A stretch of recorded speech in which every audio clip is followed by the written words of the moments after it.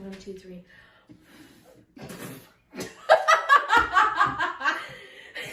We can't do anything right.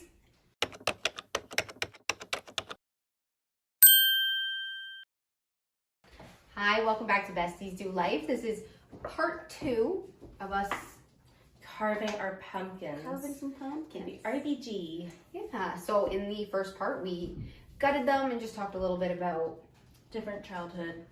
stories. Halloween's past. It went very fast. It was a lot quicker than we thought it was going to be. This part's probably going to take a lot longer. And Jen has found some... Like a website just with scary stories on it. Yeah. So... I haven't pre-read them, so... Hopefully they're not too scary. Yeah. I'm a big old wimp, so... So these, it's called 11 of the Scariest Ghost Stories from Reddit. Oh boy, and Reddit's full of fun stuff, so... I almost did like the staircases in the middle of the woods thread. No, that's terrifying. That one really scares me. That one scares me. So, we are going to turn these around. Yes, you're gonna get the backs. You're gonna get the butts, and you'll see the final product at the end. You can go ahead first. Okay. I'll tell the first story. So this one is titled The Walking Dead. I'm already scared. Okay. I'm a psychiatric nurse, and early in my career, I worked at a residential mental health facility. One of our residents was an elective mute, which means that he didn't/wouldn't/couldn't talk, but there were no medical reasons as to why. He had spoken earlier in his life and in fact seemed quite normal back then, with the exception of being close to 7 feet tall. He'd been raised in the deep south and joined to the military when he was 19, but one night he vanished. He was declared AWOL, and eventually he was declared missing and dead. 10 years later, a 7-foot tall man walked into a VA, Virginia, hospital emergency room in my part of the Midwest and said to the receptionist, "My name is Marion Descheny," in brackets, not the real name, "and I've been dead for 10 years. Those were the last words he ever spoke. He was covered with dust and he was wearing the same clothes he'd been reported to be wearing the night he vanished. His social security number had not been used and he had no identification on his person. However, they were able to identify him, I guess, via fingerprints. Makes sense. The family was notified, but they said they had already grieved their lost man and that whomever was claiming to be him simply could not be. They demanded not to be contacted again. The family did it. Marion paced all day, every day, moving his mouth that looked like talking or muttering, but no sound came out. He had an unnerving habit of throwing his head back with his mouth wide open, as if he were laughing heartily, but not even a breath could be heard. If I talked to him, he appeared to listen, periodically throwing his head back in that laughter-mimicking way of his. Various medications were tried, but they did not affect him, either positively or negatively. Occupational therapy did nothing because Marion would just grin, and unless told to stay put, he'd get up and start pacing again. On my last day at the job, the last thing I saw was Marion pacing in the parking lot, throwing his head back to laugh. Later, I wondered if all along I'd been dealing with a ghost. All these years later, I still don't know. That's terrifying. All right. Let me dry my face. Okay, this is called The Unrest Stop. I was driving across country with my mom and sister when I was 16 and my sister was 20. It was late, but we were well rested still and alert. We were driving along an interstate and needed gas and a bathroom break, so we stopped at the only rest stop in 200 miles. Why would you do that? Already a bad idea. There was a van full of teenagers on a road trip at the gas station, as well as a small gray car parked at the pump in front of us with 2 young men standing still outside of it. When we got there, everything felt wrong. Yeah. We'd been on the road for days and seen many rest stops at night and had never been afraid until then. My mom and sister went inside and I stayed in the car. I heard the teenagers say they were creeped out and couldn't get the pump to work, and they left in a hurry. I was watching the car in front of us, and the 2 men had not moved at all, not an inch. They weren't talking, they weren't on phones, they were just standing there, still as stone. My sister and mom came running back out to the car, and when they got in, the two men slowly turned to look at us while not moving or pivoting the rest of their bodies. And I swear to shit, we all saw the same thing. They had eyes dark as pitch and empty, truly empty. Not black, not reflecting any light at all, just a void. We sped out of there and didn't stop until we were in the next city. The worst thing about the entire experience, we couldn't find the place on any map. We knew exactly which spot on the interstate to look, and we couldn't find it on Google Maps or any paper map we had. We even asked locals about the creepy gas station out on that stretch of road and only got confused looks. We've traveled on that interstate since, and there is no rest stop. No, I hate that. No, that's terrifying because you know all three of them saw the same thing. Yeah. It's the worst when it's like all, like you have like proof that within your family, but like, That's terrifying. that's terrifying. No way. I'm not gonna sleep tonight. I'm scared. I'm startled. Oh, darn it. Have you ever had like any experience? I had one that, and it's only one that I have never fully been able to explain. Actually, there's a couple. Okay. You know what? There's a couple, but I don't know which one you want to hear. How many spooky do you want to get? Pretty spooky. You know, it's not that spooky, but I like spooky. in my house, one of the first Like your nights, childhood house? No, Oh, okay. house. Yeah. One of the first nights that we stayed there, there was no curtains or anything. So in the one room, we had taken an old piece of cardboard, and I put it up on the window so that no light could come in, so that I could sleep. And I put a 10-pound dumbbell in front of the cardboard, so that it was pushing cardboard against the window so that it wouldn't fall off. Yeah. Because the cardboard wouldn't stand straight up. Flimsy, yeah. Tell me why, in the middle of the night, the dumbbell rolled off the windowsill, was on the ground, and the cardboard was also on the ground.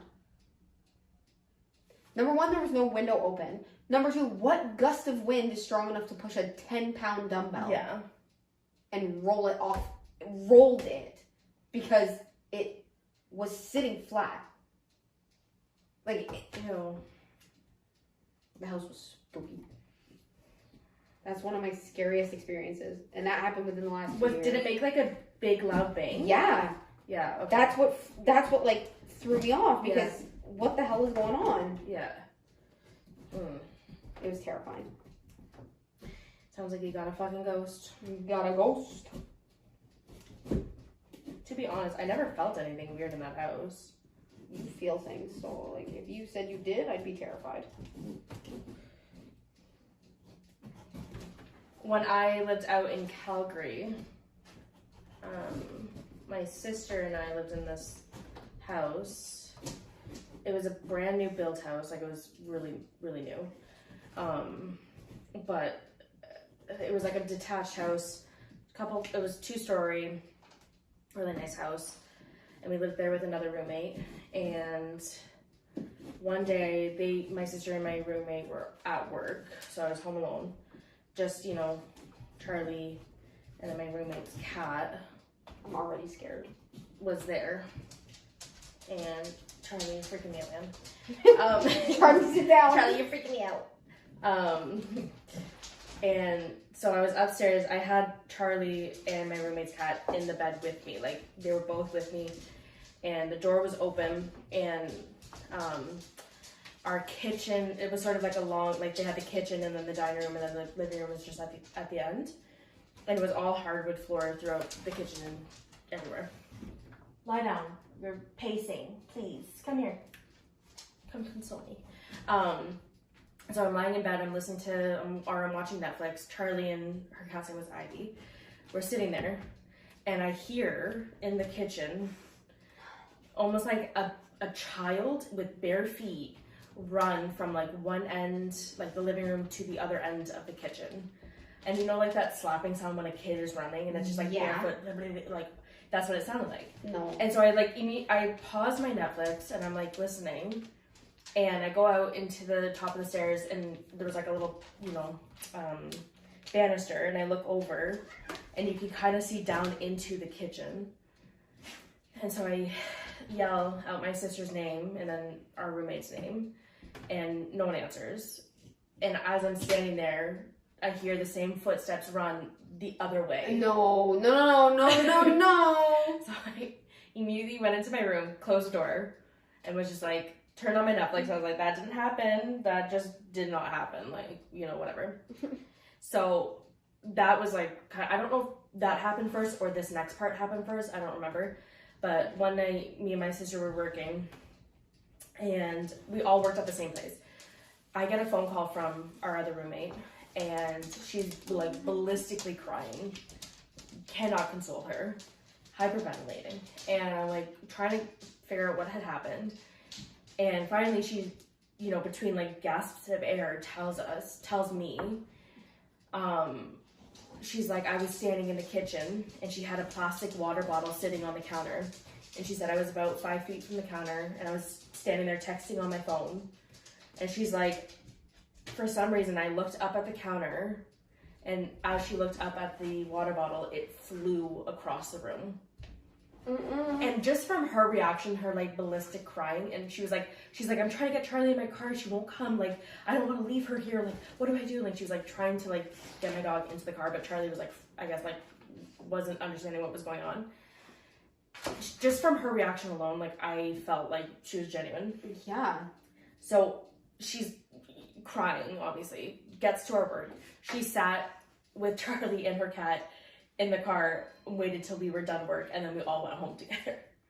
Like, she was like, I can't be alone in this house. No, that's terrifying. Yeah, so like that was like pretty, I don't know which part happened first. Like if I heard the feet first or what. But yeah, terrifying. I don't like that. You know what I think is weird, but not as like scary. Mm-hmm. Like it's just like more of a weird experience. When I was a teenager, me and my friend were sleeping over at a third friend's house, and middle of the night, we had been asleep already. My friend and I, we were sleeping on an air mattress, head to feet, right? So we're sleeping like this, feet are at each other's heads. Yeah. All of a sudden, 3 a.m., both of us fully sit up straight, look at each other, and go, I'm gonna go to sleep now. And we can both still remember it to this day. No idea why it happened. Both at the same time sat up, looked at each other, and said, I'm gonna go to sleep now. It was the witching hour. It was terrifying. It was honestly one of the scary. spookiest experiences. And I'm glad I didn't experience it like alone. Like, I'm glad there was somebody else. Because it was very scary. That's fucking weird. It was so weird. There's no explanation. Why did we both wake up at the exact same time? And then sit up and say the exact same thing to each other. I'm gonna go to sleep now. I'm gonna go to sleep now. Like, you both weren't awake before? No, we were not. We had already been sleeping. We had gone to bed like 2 hours prior. What? I don't like it. I don't like it. What do you mean that's not spooky? That's fucking scary. Well, I mean, like, clearly there was something else in the room with you guys. Don't say that. Why would you say that? I don't know. Now I'm extra scared. Now I'm definitely not gonna sleep tonight. This one, like, the more I think about it, I'm like, I don't know if this was actually accurate. When I was over in Scotland just a couple weeks ago, the first Airbnb that we stayed at, so it like really like startled me deeply. Did I tell you the full story? I don't think you did. No, because I think I like woke. You're like, why are you up? I was like, girl, I can't fucking up. Something just happened to me. I don't know what just happened. It was that night. You didn't tell me the full story. Okay, so this is the full story. Okay, great. So we get to the Airbnb. There's 4 bedrooms, so we each get a bedroom, and one of the bedrooms only has bunk beds. And I was like, oh, I'll take the bunk beds. That's fine, whatever. So I'm on the bottom bunk. No. Never a good idea. There's no one upstairs. Never a good idea. So I'm sleeping. Okay. So I had a dream that we were outside of the Airbnb. I'm like, I'm about to cry. Because it's terrifying. So we were outside of the Airbnb that I currently was sleeping in. And me and my dad were looking at the front, and they had like a bay window where the living room was. And my dad was like pointing out the window, and he's like, "Who is that?" And I looked, and there was this little kid's face in the window staring at us. And as I'm dreaming that, I wake up, and all of a sudden, this is what I feel in my head from behind me. So my back is to the wall. This is what I feel. So I'm like lying on my stomach, my face is out. I feel something push my face down into the pillow and hold my head there like this. And I couldn't move. So I all of a sudden could move. Wake up, grab my phone, flashlight on. I'm like, who's here? I look at the time, and it was like 3:20 something.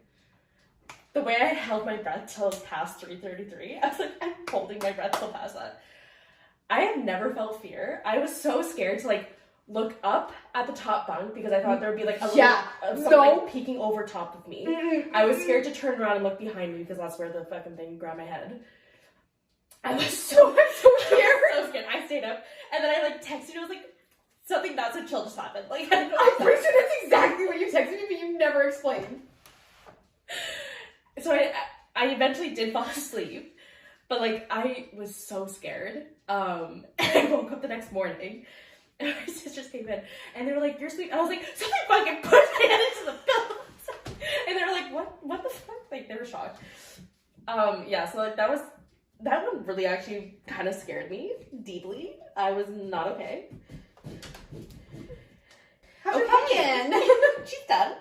She's messy. So is mine. But mine's losing. It's very crumbly. Yeah. Okay. Okay, what do we think? All right, big reveal.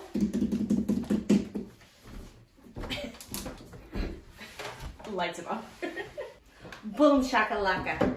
Ta-da! Ta-da. Happy Halloween, y'all. Happy Halloween, bitch. So,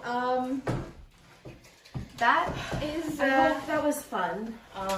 These are the finished product. Subscribe if you haven't already.